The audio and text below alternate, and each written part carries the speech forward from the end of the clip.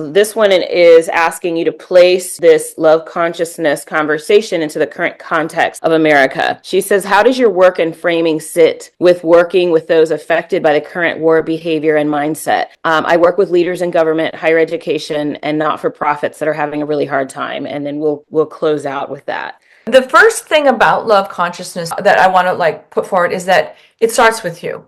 We live in a predominantly war conscious world. It had, for hundreds of years, we've been building on this from an economic point of view, from a societal point of view, from a personal point of view, which is why we have so much of what we have today, is because we made war conscious choices all the way through, and we just keep making them. Doesn't matter what party you are, doesn't matter what country you come from. We've been doing this, humanity as a whole, for a long time. And so we have to start with ourselves and finding the love consciousness within yourself, embracing it for yourself. You at least get the low-hanging fruit of, I'm not so afraid. I'm not worried about not being good enough. I'm not worried about what those people are doing. I'm going to let them, because I'm going to pull my energy back, and I am going to create from where I am everything that you can do that is positive for you. Really want to think about that. Because when you start with yourself, you can at least have the critical mass of me, and eventually the critical mass of somebody else, and then those who want to join you.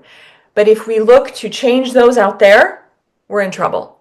We do not have the leverage. Right. We only have the leverage of this. And so we always have to refocus and find the peace within ourselves through love consciousness, and abandon the war mindset for ourselves. And that from that place, we create new things. When a small amount of people do this, this is how big things change. This is how big things have always changed. Right. Is that when a small amount of people actually do their work and then start to come together, and they're not actually that mad about it, they're just doing it. This is huge, and I'll just give one final comment. Colleen Bracken just said, truth, baby.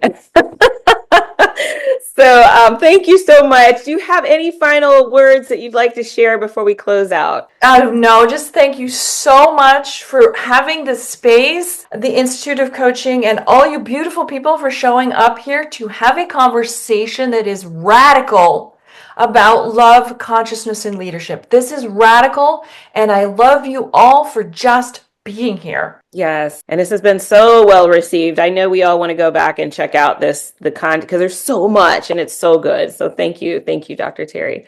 Thank you.